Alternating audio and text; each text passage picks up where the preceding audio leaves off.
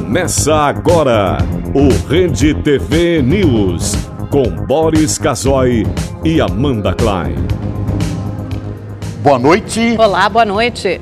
Corpo de Bombeiros diz ainda ser possível encontrar sobreviventes nos escombros do prédio que desabou no centro de São Paulo.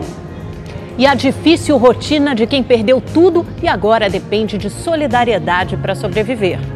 Os banheiros, moradia digna, o povo precisando de remédio, de comida, viu? E uma moradia também, tomar banho. Ninguém deixa tomar banho aqui nos bares. Helicóptero que caiu com noiva no interior de São Paulo não tinha autorização para fazer táxi aéreo.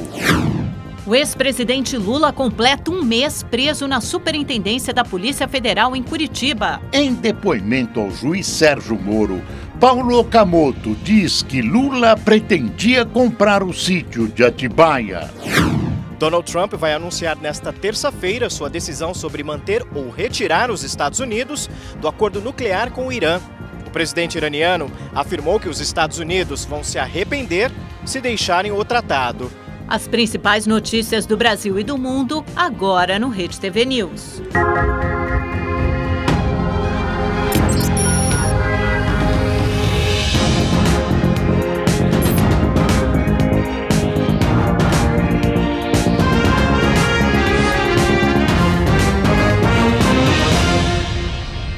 Testemunha em inquérito que investiga o suposto pagamento de propina ao presidente Temer confirma que entregou dinheiro por 2 vezes no escritório de José Yunes, amigo pessoal do presidente. O advogado seria o intermediário do MDBista. O policial militar Abel de Queiroz prestou depoimento como testemunha para a Polícia Federal em março e disse que as entregas de dinheiro ocorreram entre 2013 e 2015. As declarações foram divulgadas pelo jornal Folha de São Paulo e confirmadas pela Rede TV. No depoimento, Queiroz afirmou que trabalhava como motorista da empresa de valores transnacional, contratada por construtoras investigadas pela Lava Jato. Teria sido ele o responsável por dirigir o carro forte que levou os valores até o escritório do advogado José Yunes. Queiroz foi ao local acompanhado pelos investigadores e reconheceu que esteve lá pelo menos 2 vezes. O policial ainda informou que o valor máximo das entregas era de R$300 mil, mas esse limite teria aumentado em 2014, ano eleitoral. O depoimento foi prestado dentro do inquérito que investiga o pagamento de R$10 milhões da construtora Odebrecht ao MDB por meio de Caixa 2 de campanha. Os pagamentos teriam sido negociados pelo presidente Michel Temer durante uma reunião no Palácio do Jaburu, intermediados pelo amigo pessoal dele e ex-assessor especial da Presidência da República, o advogado José Yunes. O advogado já responde a uma ação penal na Justiça de Brasília por organização criminosa. Yunes admitiu em depoimento a procuradores e policiais federais que recebeu um pacote das mãos do doleiro Lúcio Funaro a pedido do ministro da Casa Civil, Eliseu Padilha, mas disse que não sabia que dentro do pacote havia R$1 milhão e afirmou que foi usado como mula involuntária por Padilha.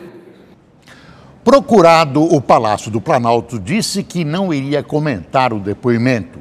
Em nota, a defesa afirmou que José Yunes jamais foi intermediário de qualquer pessoa que não conhece e nunca teve contato com Abel Queiroz. Disse ainda que refuta qualquer ilação feita a respeito de Yunes. A redação da Rede TV não conseguiu contato com a transnacional.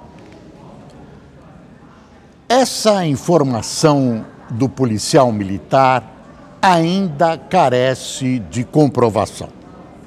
Numa democracia, investigar um presidente não significa algo de anormal, quando os casos, evidentemente, merecem ser vistoriados, merecem ser investigados.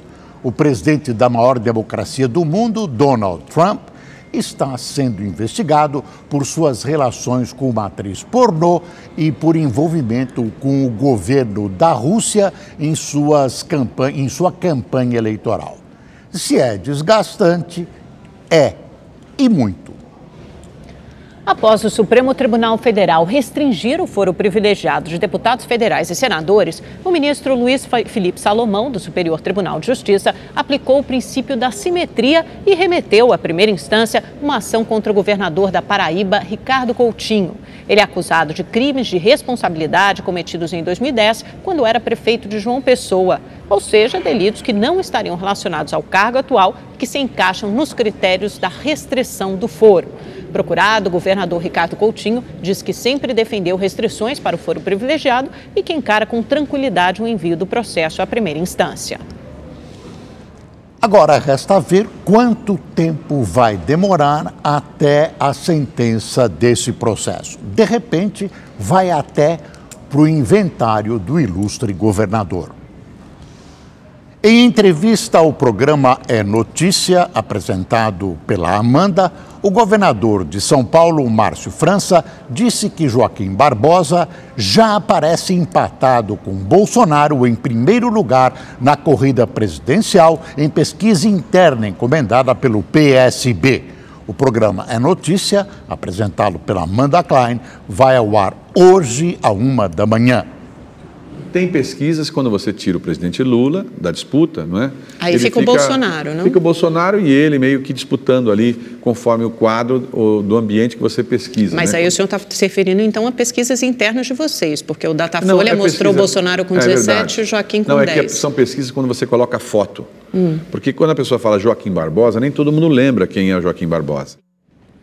Autoridades suíças revelaram que Paulo Vieira de Souza, mais conhecido como Paulo Preto, abriu 4 contas num banco em Genebra. Segundo o documento sigiloso enviado ao Brasil, essas contas receberam numerosas entradas de fundos que totalizam o equivalente a 121 milhões de reais. Os depósitos surgiram depois que Paulo Preto foi nomeado diretor da Dersa, empresa responsável pelas obras no setor viário de São Paulo, durante a gestão de José Serra entre os anos de 2007 e 2009. A defesa de Paulo Preto diz que o documento foi enviado de maneira ilegal da Suíça para o Brasil e pede a anulação da cooperação. O suposto operador do PSDB foi preso no último dia 6 de abril, durante uma operação da Lava Jato em São Paulo. Esse senhor Paulo Preto é visto no meio político como operador do PSDB. A descoberta dessas contas, para as quais não há nenhuma explicação plausível, desgasta o partido e o próprio senador José Serra, além de ampliar a mira da justiça que aponta para os tucanos, especialmente para Serra. Para o partido, em época eleitoral, é constrangedor. O presidente Michel Temer cumpriu a agenda hoje em São Paulo. Em discurso a uma plateia de empresários, Michel Temer seguiu a linha eleitoral que tem usado nas últimas semanas. Porque a confiança da economia está de volta. O Brasil, com todas as dificuldades, retomou o caminho do crescimento, né? E não é um crescimento qualquer, mas um crescimento responsável, um crescimento que se sustenta no tempo.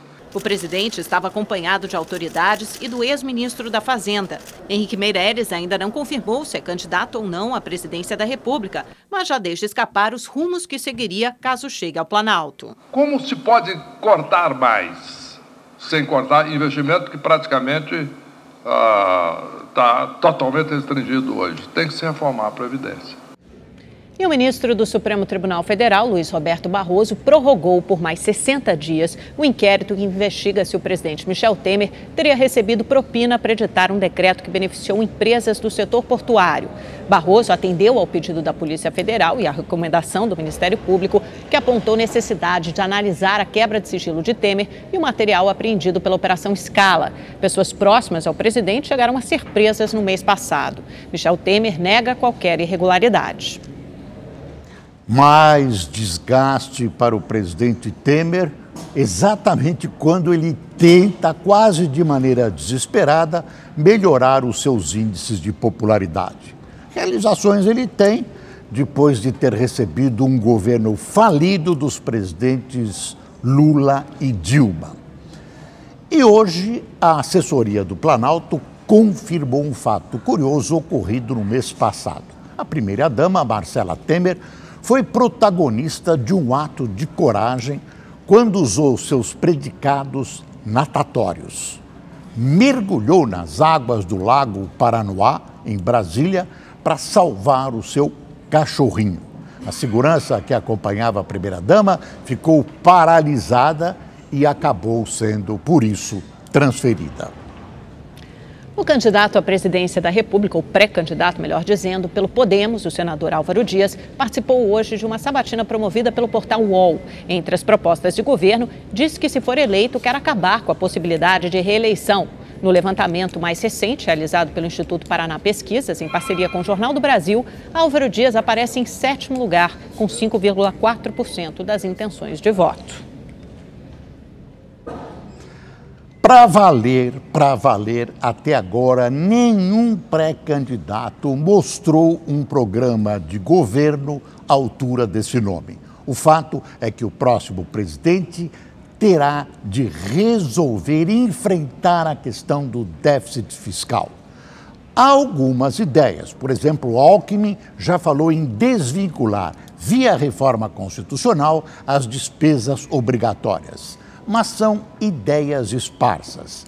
Nenhum deles quer assumir sacrifícios que o país terá pela frente no novo governo, a não ser que partamos de novo para um populismo irresponsável. O balanço divulgado hoje pela Anfávia, entidade que representa as montadoras do país, mostra que a produção de veículos aumentou 40% em abril em relação ao mesmo período do ano passado. Em 4 meses, quase 1 milhão de carros de passeio, utilitários leves, caminhões e ônibus saíram das fábricas instaladas em todo o país. O número representa 20,7% a mais do que o volume registrado no mesmo período de 2017. Os preços do petróleo no mercado internacional chegaram aos maiores patamares desde o final de 2014. O barril do tipo Brent chegou a quase $76. Segundo economistas, a crise econômica na Venezuela, que tem a maior reserva do combustível fóssil do mundo, e a decisão dos Estados Unidos de saírem ou não do acordo nuclear iraniano impulsionaram as altas das commodities, ou dessa commodity que é o petróleo. Aqui no Brasil, o aumento já é sentido pelo consumidor, que paga quase R$ 5,00 pelo litro da gasolina em várias partes do país. Os presos condenados pela Justiça Federal estão sendo transferidos da cadeia pública de Benfica, na zona norte do Rio, para o complexo penitenciário de Jericinó, que fica na zona oeste da cidade, inclusive onde está preso o ex-governador Sérgio Cabral. Entre os detentos estão os investigados na Operação Lava Jato no Rio. Só hoje, 98 presos foram transferidos. A decisão foi publicada por meio de um decreto do interventor, general Braga Neto, que determinou alterações nos presídios da capital fluminense. As transferências começaram na sexta-feira e seguem ao longo de toda a semana. Acabaram-se as 2 garçonières que havia em Benfica exatamente para parte desses presos. O helicóptero que levava a noiva para o casamento e caiu em Vinhedo, no interior paulista, não tinha autorização da ANAC para pousar naquele local e nem licença para fazer táxi aéreo. A informação é da Agência Nacional de Aviação Civil, que abriu um processo administrativo contra a Alter Aviation por pousar sem autorização e exercer atividade remunerada com a aeronave. No domingo, técnicos do CENIPA estiveram no local para investigar o acidente. A empresa não se manifestou. A queda aconteceu no sábado à tarde. As imagens impressionam. A menos de 10 metros de pousar, a cauda do helicóptero bate em uma bandeira, a hélice voa longe e a aeronave cai. A noiva, o fotógrafo, o pajem e o piloto que estavam no helicóptero conseguiram sair instantes antes da explosão. O casamento aconteceu e hoje o casal partiu para a lua de mel. Hora de conversar com o nosso comentarista de política, Reinaldo Azevedo. Oi, Reinaldo, tudo bem? Boa noite. Parece que temos alguns candidatos na corrida presidencial a super-homens, né? São aqueles homens que você define, aqueles pré-candidatos dispostos a governar sozinhos, sem ajuda de nenhum partido, coalizões não são mais necessárias, porque eles são super-homens. E aí? É isso mesmo, Ana. Boa noite, mas eu quero começar com um conselho. Se casar, não use helicóptero. né? Depois as operações já são arriscadas o bastante depois do casamento. Olha, olha aqui, é isso mesmo, Amanda. Você certamente se lembra do filme Super-Homem, né? O tema do Super-Homem fez bastante sucesso. Vai, produção, põe o tema do Super-Homem aí para eu poder falar sobre Super-Homens, a política.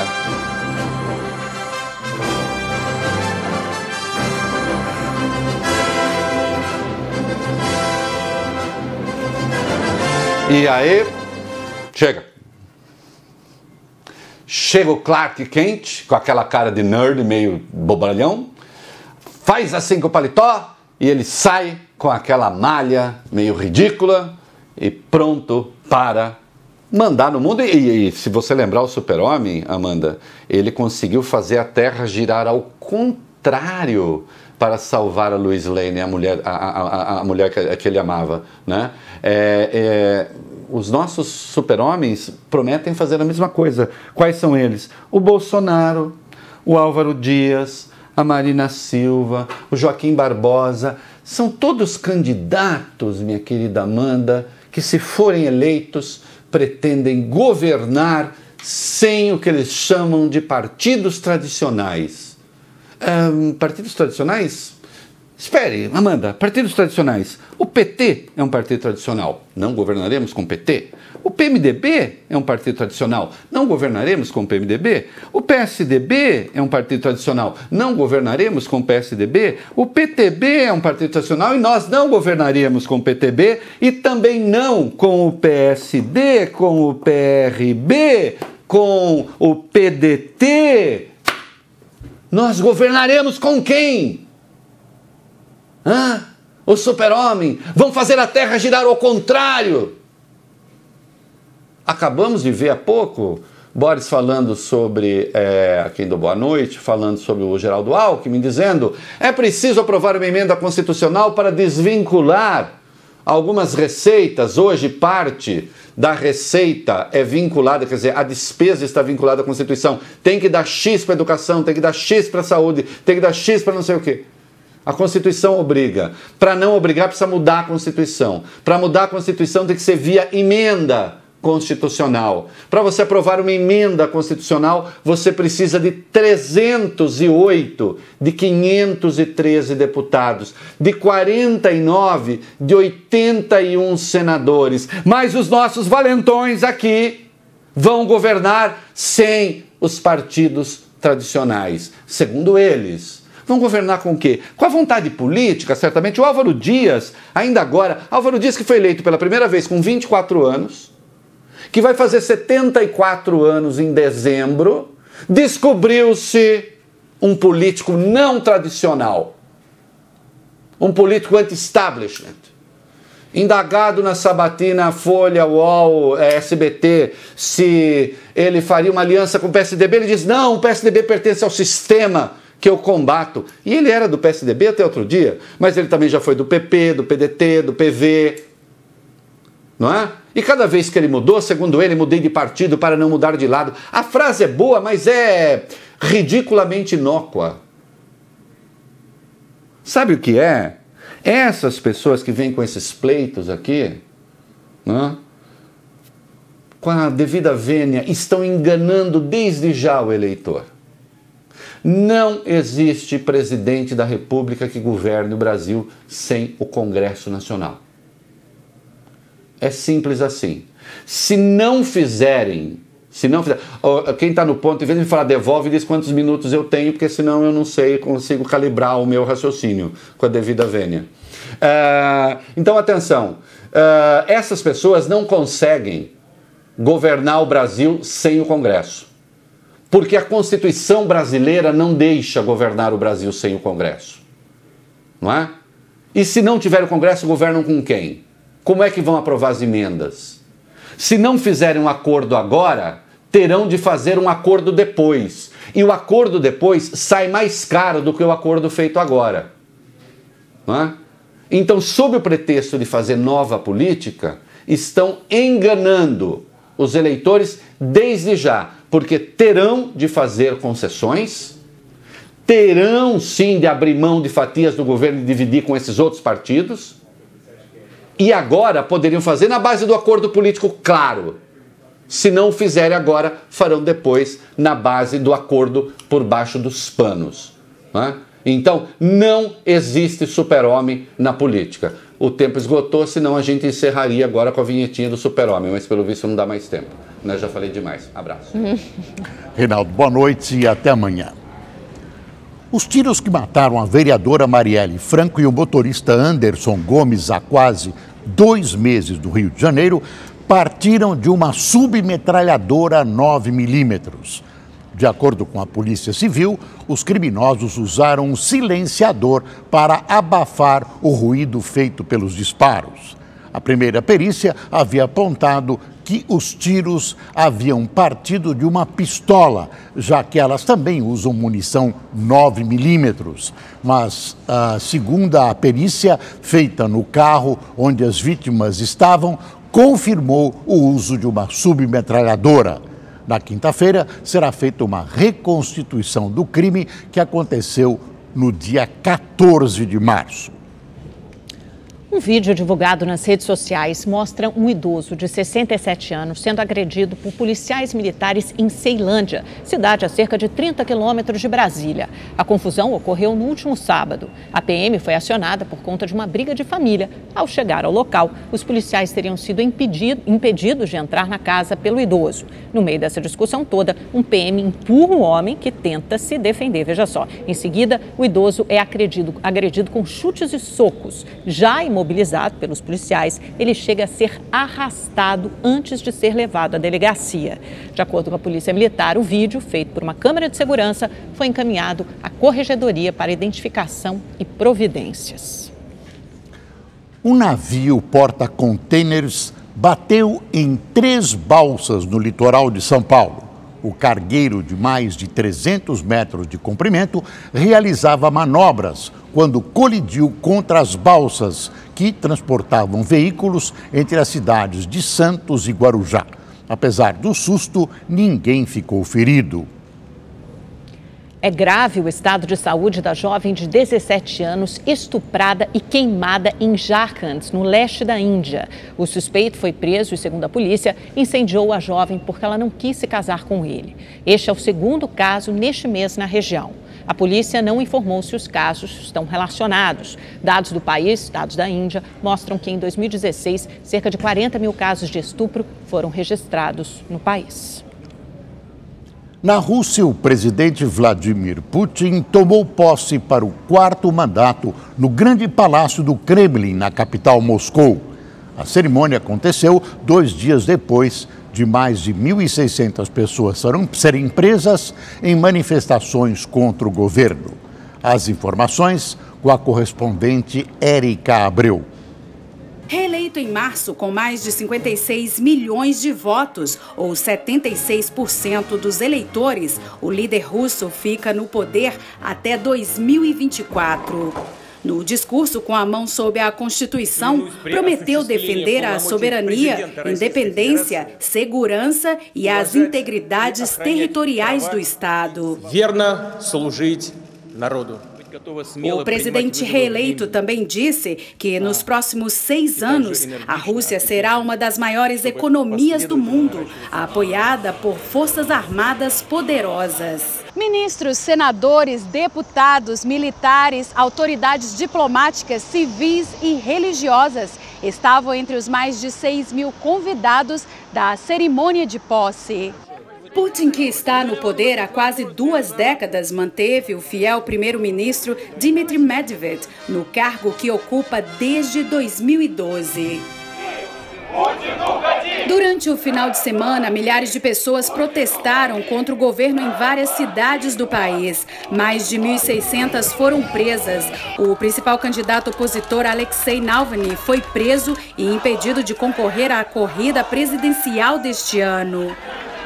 Apesar de boa parte dos russos apoiarem o governo Putin, a comunidade internacional não vê com bons olhos a tomada da crise da Ucrânia e o apoio ao regime sírio do ditador Bashar al-Assad. Érica Abreu, de Londres, para o Rede TV News. Putin exerce o poder com mão de ferro, comanda o governo russo há quase 20 anos, como você viu, e de maneira autoritária. Ele praticamente neutralizou as oposições. A invasão da Crimeia mostrou que a Rússia não abandonou seus sonhos imperiais de expansão, o que apavora as antigas repúblicas soviéticas. O presidente americano Donald Trump vai anunciar, ou deve anunciar nesta terça-feira, se mantém ou não o país no acordo nuclear com o Irã. O líder iraniano Hassan Rouhani já se manifestou. Ele disse que os Estados Unidos vão se arrepender se deixarem o tratado. As informações completas com o nosso correspondente Fábio Borges. O acordo nuclear foi feito em julho de 2015, durante a administração Barack Obama, e contou com as assinaturas do Irã, Estados Unidos, China, Rússia, França, Reino Unido e Alemanha. No pacto, o Irã se comprometeu a reduzir o programa de enriquecimento de urânio para provar não ter capacidade de produzir armas nucleares. Em troca, foram suspensas em janeiro de 2016 sanções que prejudicavam a economia do país árabe. O tratado nuclear, no entanto, corre o risco de ser desmanchado. Isso porque Donald Trump ameaça retirar os Estados Unidos do pacto e não renovar a suspensão das sanções contra o Irã. O presidente americano pede que o tratado seja reformulado. As exigências de Donald Trump incluem o acesso imediato para inspecionar as facilidades do programa nuclear do Irã, a punição para o desenvolvimento de mísseis iranianos de longo alcance e a limitação permanente das atividades de enriquecimento de urânio. Por enquanto, essa restrição é válida somente até 2025. O presidente do Irã, Hassan Rouhani, nega que o programa nuclear do país tem o objetivo de desenvolver bombas atômicas. O líder iraniano afirmou que os Estados Unidos vão se arrepender se deixarem o tratado e também deixou claro que o Irã não vai renegociar o acordo. Nenhuma mudança vai ocorrer em nossas vidas na semana que vem. Nós temos planos para qualquer decisão tomada pelo presidente Donald Trump e vamos resistir. Alemanha, França e Reino Unido tentam convencer o presidente americano a manter os Estados Unidos no pacto. Os representantes europeus acreditam que o tratado, mesmo com suas falhas, é a melhor forma de impedir que o Irã produza bombas atômicas. O ministro das Relações Exteriores do Reino Unido, Boris Johnson, chegou a Washington nesta segunda-feira para discutir a questão com o secretário de Estado americano, Mike Pompeo. O chanceler britânico acredita que a saída dos Estados Unidos do acordo comprometeria a integridade do tratado nuclear com o Irã. Pelo Twitter, o presidente Donald Trump afirmou que vai anunciar sua decisão na tarde desta terça-feira. Fábio Borges, de Los Angeles, para o Rede TV News.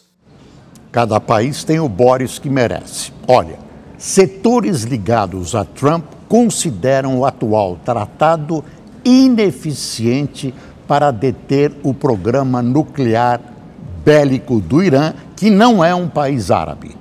Tirar os Estados Unidos do tratado é uma operação delicadíssima, mas mantê-lo pode permitir que a teocracia dos ayatolás chegue a um artefato nuclear.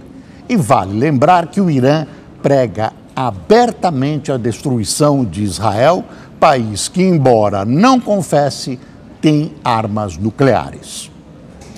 No Líbano, uma apuração extraoficial das eleições parlamentares aponta para uma vitória do Hezbollah e de seus aliados. O movimento, apoiado pelo Irã e pela Síria, é considerado terrorista pelos Estados Unidos, Israel e União Europeia. Se o resultado se confirmar, o Líbano pode perder apoio financeiro e militar internacional, principalmente dos americanos. Este é o primeiro pleito no país em 9 anos. A confirmação de uma vitória do Hezbollah complica e muito o conturbado panorama do Oriente Médio. Em São Paulo, continuam as buscas do Corpo de Bombeiros por vítimas do desabamento de um prédio de 24 andares no Largo do Paissandu na semana passada. A repórter Beatriz Ferretti está na região da tragédia e fala ao vivo. Boa noite, Beatriz. Oi, Boris, boa noite a todos. Olha, no fim da tarde, o Corpo de Bombeiros confirmou que subiu para 6 o número de pessoas desaparecidas que são procuradas aqui em meio aos escombros do prédio. O nome que foi incluído nessa lista é de Arthur Hector de Paula, de 45 anos, pai de 4 filhos. Além dele, os bombeiros também ainda procuram por Selma Almeida da Silva e os filhos gêmeos dela, de 9 anos, Welder e Vender. Além deles, o casal Eva Barbosa Lima e Valmir Souza Santos. Hoje cedo, os familiares dessas 6 pessoas estiveram em uma delegacia da região e registraram um boletim de ocorrência de desaparecimento. Agora, a Prefeitura de São Paulo continua trabalhando com o número de 50 pessoas desaparecidas. Isso porque elas estavam cadastradas como moradoras do edifício, mas não significa que elas continuavam vivendo aqui ou então que elas estavam no prédio na hora do desabamento. Hoje, mais cedo, por volta de 6h30 da noite, o arcebispo de São Paulo, Dom Odilo Scherer, realizou uma missa em homenagem às vítimas em uma igreja aqui próximo à igreja de Santa Ifigênia. E aqui no local, os bombeiros continuam a todo vapor com os trabalhos de rescaldo, de retirada do entulho e também buscando por vítimas. E olha, mesmo hoje sendo o 7º dia de trabalhos deles, eles ainda acreditam que possam encontrar sobreviventes nos escombros. Vamos ver mais detalhes na reportagem da repórter Estela Freitas. Desde o dia 1º de maio, já foram retiradas 1.500 toneladas de escombros. Mas uma montanha de 9 metros de concreto e ferro retorcido ainda separa os bombeiros do subsolo do prédio Wilton Paes de Almeida. No fim de semana, as equipes encontraram uma arcada dentária e outros restos mortais de Ricardo Pinheiro, o tatuagem, que morreu ao cair junto com o prédio durante a tentativa de resgate. O corpo dele foi encontrado e identificado na sexta-feira. Este áudio mostra a ligação que ele fez pedindo socorro minutos antes do prédio ruir. Eu tô no prédio que tá pegando fogo. Tô no último andar, eu tô no térreo, eu tô numa cobertura, só tem eu aqui em cima. E o fogo já tá aqui em cima. Eu vou avisar que o senhor tá em cima, tá? Por favor, o fogo já tá pegando em cima perto de mim. Tem mais alguém com o senhor aí? Teve gente que não conseguiu subir por causa da fumaça, é muito tóxica. Por favor, manda um helicóptero, tira eu daqui. De acordo com o capitão do Corpo de Bombeiros, Marco Palumbo, ainda é possível que haja sobreviventes. Se você tem fogo, você tem oxigênio. Se você tem oxigênio, é um dos critérios estabelecidos internacionalmente para que uma pessoa possa ter vida. E isso traz sim uma esperança. O cenário agora começa a mudar um pouco. As equipes estão escavando bem ali no meio dos escombros, formando um buraco para avançar nas buscas. Por enquanto, nesse momento, não há mais focos de fogo. Essa fumaça que sobe, às vezes, é da terra que eles vão remexendo e retirando. Por isso que também acabam formando algumas nuvens de poeira. E isso também dificulta os trabalhos. Enquanto isso, as investigações continuam. O Ministério Público ouviu hoje 3 engenheiros da Prefeitura. Relatórios feitos pelos servidores não apontavam risco de desabamento do prédio. Na saída do depoimento, o engenheiro Ornelino Lopes disse que não vistoriou o fosso do elevador do edifício, que era usado pelos moradores para descarte de lixo, o que, segundo os bombeiros, contribuiu para o incêndio. As portas estavam dos elevadores, as existentes, está trancada e que você não tem acesso. Os outros andares, eles tinham colocado tapumes, até para evitar que as crianças sofressem quedas lá. Então, o nosso acesso para observar o que tinha dentro dos postos dos elevadores estava impossível de ser feito. Sem ter para onde ir, essas famílias vítimas do desabamento moram provisoriamente na rua. O repórter Giovanni César passou uma noite no Largo do Paissandu para mostrar como essas pessoas estão vivendo após o desastre. Acompanhe na reportagem. O Largo do Paissandu é o novo endereço das pessoas que viviam no edifício Wilton Paes de Almeida. A situação só não é pior graças à solidariedade de quem passa por aqui. A vendedora Letícia e o promotor de vendas Derico saíram de Itaquera, na zona leste da cidade. Compraram roupas e comida para ajudar as vítimas do desabamento. O que vocês estão trazendo? A gente trouxe alimento para eles, para comida pronta para eles, trouxe roupa também. Sopa e roupas, né? Doada. A partir de que momento vocês perceberam que tinham de se mobilizar e vir para cá ajudar? Desde o primeiro momento que aconteceu. A promessa de aluguel social até agora não foi cumprida e as condições de higiene são precárias. Qual a maior necessidade? Aos banheiros. Moradia digna, o povo precisando de remédio, de comida, viu? E uma moradia também, tomar banho. Ninguém deixa tomar banho aqui nos bar. Não adianta ter tantos alimentos assim, tantas roupas, tantas coisas igual tá todo mundo vendo, e não ter uma moradia pra gente colocar. Que Deus abençoou, que até hoje não choveu, mas e quando caiu uma chuva forte? Com tantas doações para as vítimas do desabamento, moradores de rua do centro de São Paulo vieram para cá. Agora, eles dividem as roupas doadas, a comida e os problemas. Para evitar tumulto, para evitar confusão, o próprio pessoal do movimento providenciou essa cerca aqui. Do lado de cá estão as pessoas que moravam no prédio que desabou. Aqui do outro lado estão pessoas em situação de rua. Podemos dizer que, apesar da cerca, eles vivem uma mesma realidade. Os dois grupos não têm para onde ir, não têm onde morar. Estão unidos no sofrimento. A gente precisa de ajuda, estão pedindo ajuda e é que nem eu falei. A união, um ajudando o outro, nós vamos chegar à nossa vitória.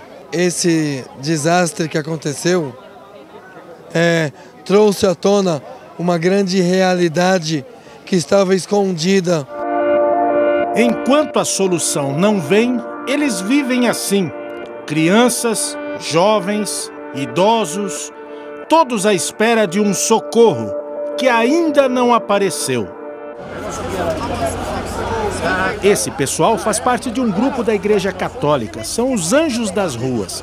Eles distribuíram cerca de 200 sopas esta noite. Uma sopa deliciosa.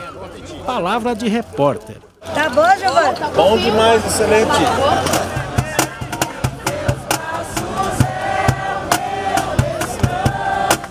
Essa turma é de uma outra igreja. Veio trazer oração em forma de música.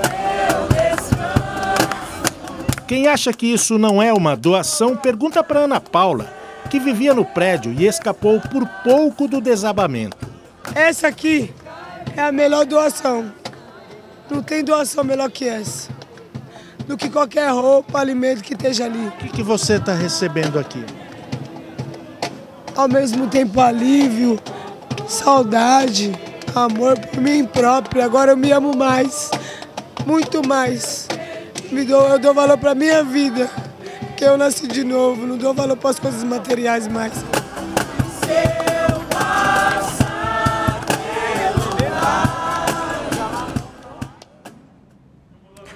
A ação das autoridades na assistência a essa gente, que é obrigatória, tem sido vergonhosa, um vexame. Não adianta ir aos meios de comunicação com palavras bonitas de solidariedade. Nessa situação, essa gente tem pressa, tem direito de ter pressa e não pode ficar exposta à demagogia e à incompetência. Isso é uma vergonha. O Brasil subiu uma posição no ranking de queimadas na América do Sul. A Lu Camargo está conosco e tem mais informações. Boa noite, Lu. Boa noite, Amanda. Boris, uma ótima noite a todos. Então, quando 2018 começou, o Brasil estava na 4ª posição, atrás da Argentina. Só que com o aumento do número de queimadas, 14% de aumento, as queimadas chegaram a mais de 9 mil aqui no Brasil, a gente inverteu a posição com a Argentina. Então, em primeiro lugar, aparece a Venezuela, com mais de 19 mil focos de incêndio, Colômbia com 13 mil, quase 14 mil, e a gente com 9.073. O que acontece? A gente está entrando no período mais seco do ano agora, então, com certeza, esse quadro vai mudar, esses números vão aumentar, pelo menos aqui no Brasil, né? Vamos agora dar uma olhadinha na previsão do tempo para amanhã, começando pelo Sudeste, olha só. há muita nebulosidade de chuva a qualquer hora do dia em todo o litoral da região. Nessa área em verde, claro, chove a partir da tarde. Aqui na região da Grande São Paulo, a nebulosidade vai ser um pouco maior, mas ainda não vai chover amanhã, não. Vamos para o sul do país? Porque por lá chove, a chuva vai apertar um pouquinho mais nas praias do Paraná e de Santa Catarina, e no oeste e sul gaúcho as pancadas de chuva vão ocorrer na parte da tarde também. No mais, muito sol e muito calor. Centro-oeste do país chove a qualquer hora do dia, no noroeste do Mato Grosso, e no sul de Goiás e nordeste do Mato Grosso do Sul são previstas pancadas de chuva para a parte da tarde. No mais, muito sol. Vamos para o nordeste, porque por lá há previsão de pancadas de chuva de moderada a forte intensidade para toda a faixa litorânea, quase toda a faixa litorânea, né? Já no interior da região é o sol que continua a predominar.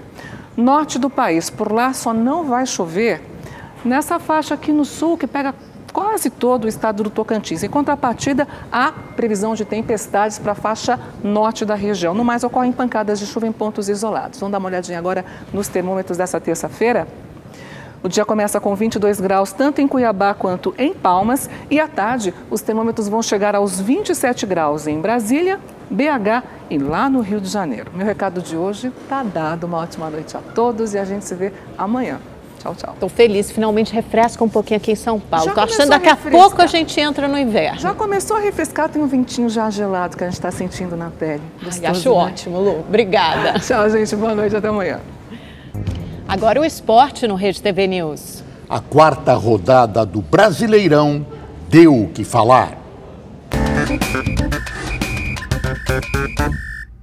Legal, amigos do Rede TV News, essa rodada do Brasileirão literalmente deu o que falar. Teve mais de um golaço, briga entre treinadores, jogador pedindo desculpa e técnico oferecendo carro para quem fizer gol de bicicleta. Uma das pinturas da rodada foi do Wesley do Ceará contra o Corinthians. Nossa, não teve como não, mano. Um golaço. Puskas. É mesmo? Prêmio Puskas pra ele? Com certeza. O Timão empatou com o Henrique. É brincadeira? Milagre. Novidade. É, mas teve polêmica também. O Pedrinho jura que pisaram no pé dele dentro da área. O juiz não marcou nada e ainda deu amarelo pro jogador por simulação. Roubaram, meteram a mão. Todo mundo quer ficar falando de nós, que o Corinthians é ladrão, que tá comprando o juiz. E agora vai ver lá com o Ceará se ele comprou o juiz também agora.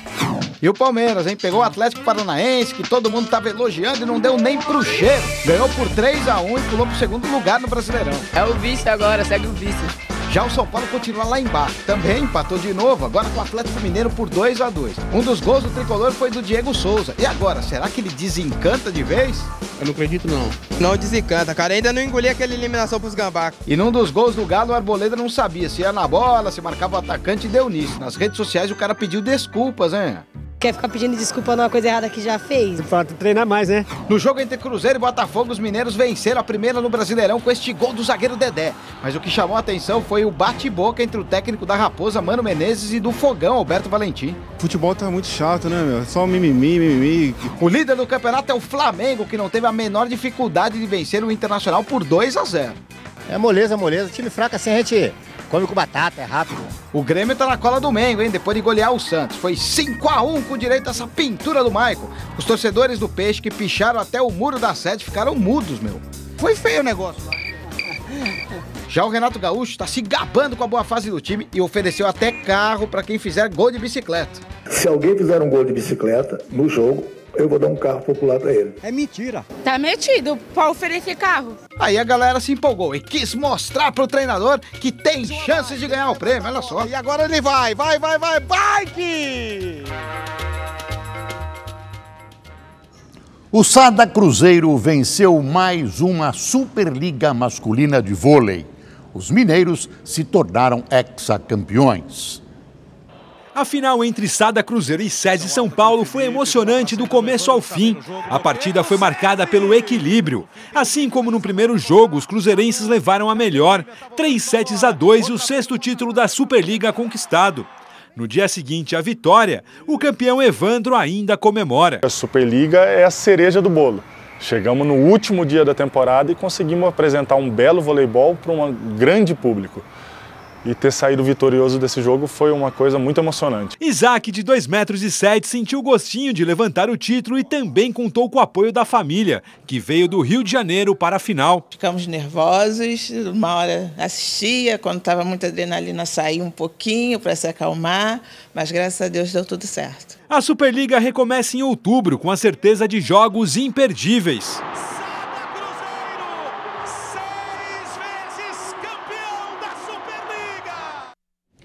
3 homens acusados de agredir o empresário Carlos Alberto Bettoni na frente do Instituto Lula no dia 5 de abril vão a júri popular. O empresário foi empurrado, bateu a cabeça em um veículo que passava pela rua e desmaiou. Você vai ver na imagem já já. O Ministério Público entendeu que houve tentativa de homicídio com dolo eventual. A Justiça concordou e determinou que o processo seja enviado a uma vara do júri. Os acusados são Manuel Eduardo Marinho, ex-vereador de Diadema pelo PT, o filho dele, Leandro, e o diretor do Sindicato dos Metalúrgicos do ABC, Paulo Caires. O empresário sofreu traumatismo craniano, foi operado e ficou 22 dias internado. Trata-se de uma evidente tentativa de homicídio que precisa ser julgada. Uma sentença exemplar pode ajudar a mostrar a alguns seres primitivos que, numa democracia, a violência não compensa. O ex-presidente Lula completou hoje um mês na carceragem da Superintendência da Polícia Federal em Curitiba. A repórter Débora Oliveira está na capital paranaense e tem mais informações sobre esse dia, ou melhor, sobre esse mês, né, Débora? Aliás, hoje o juiz Sérgio Moro retomou a oitiva de testemunhas, né, em outro processo que também diz respeito ao ex-presidente Lula, que tem o ex-presidente como réu. É exatamente isso. Boa noite, Amanda. Boa noite, Boris, a todos. Boa noite a todos. Olha só, foi um dia de atos pacíficos e ordeiros realizados pela militância petista, que inclusive fez uma panfletagem hoje por Curitiba e também uma manifestação lá na frente da Justiça Federal do Paraná, Amanda, justamente por isso, porque hoje foi retomado o julgamento desse processo do sítio de Atibaia, que fica aí no interior paulista. Todo o ato aconteceu de maneira muito pontual, cerca de 100 manifestantes estiveram lá na frente da Justiça Federal com cartazes protestando aí a prisão do ex-presidente Lula. Durou cerca de 1 hora, eles voltaram aqui para a vigília. Agora, falando um pouco sobre o julgamento que foi retomado hoje, várias testemunhas prestaram depoimento, entre elas o Paulo Okamoto, que é o diretor do Instituto Lula, e ele disse em depoimento que sim, o ex-presidente tinha a intenção, pelo menos, de comprar o sítio de Atibaia para presentear Dona Marisa Letícia. Outra coisa que marcou o dia hoje aqui, Amanda, foi a primeira visita religiosa do ex-presidente Lula. Está previsto em lei, todo encarcerado tem direito de ter uma orientação religiosa e de receber uma visita dessa maneira. Então, a defesa de Lula, em comum acordo com a Polícia Federal, escolheu aí o teólogo Leonardo Boff, que também é amigo de longas datas de Lula. Ele passou cerca de 1 hora, mais ou menos, lá dentro da carceragem da Polícia Federal com Lula. Ele saiu, disse que ele está muito bem, está resistente, está lendo bastante, o que a gente já sabe que o presidente Lula vem fazendo lá dentro. Agora, há exatos 30 dias, Lula chegava aqui no heliponto da Polícia Federal para começar a cumprir a pena dele de 12 anos e 1 mês de prisão. A partir daí, Amanda, muitas coisas aconteceram aqui por Curitiba. Os dias ficaram bastante movimentados nessa cidade, inclusive manifestações, atos que acontecem todos os dias, acampamento que vai para um lado, que vai para o outro, vizinhança que fica incomodada, confronto da polícia com manifestantes. Tudo isso vocês vão acompanhar daqui a pouquinho numa retrospectiva que está sendo preparada aqui pelo Rede TV News. Amanda, Boris. E esta semana está havendo uma votação virtual da segunda turma do STF sobre a libertação de Lula. Hoje, nós recebemos agora a informação, o ministro Toffoli votou contra essa libertação. No Havaí, pelo menos 36 casas foram completamente destruídas e centenas correm o risco de desabar depois da erupção do vulcão Kilauea na última sexta-feira. Estas imagens mostram a extensão que a lava atingiu. Quase 2.000 moradores precisaram deixar suas casas. Hoje, os serviços de emergência autorizaram a entrada de algumas pessoas nos imóveis para a retirada de animais de estimação. O Kilauea é um dos vulcões mais ativos do mundo. O Rio de Janeiro bateu recorde em ataques a caixas eletrônicos. Já são 35 somente no primeiro trimestre do ano, o maior número em 13 anos. O ataque a esta agência bancária aconteceu nesta madrugada na Tijuca, zona norte do Rio. Os estilhaços de vidro ainda estavam por toda a calçada. Uma barra de ferro, uma marreta e luvas descartáveis foram encontradas no local. O porteiro do prédio vizinho ouviu toda a ação. Aí mas estou vendo muito barulho, como se tivesse alguém batendo na porta.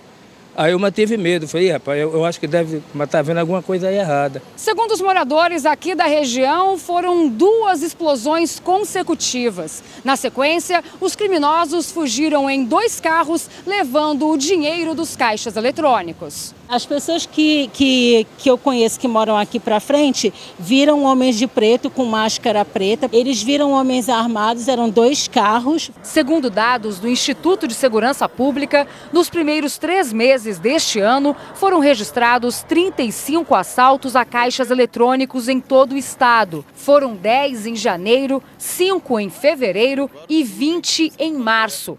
É o maior índice já registrado desde 2005, quando ocorreram 19 ataques.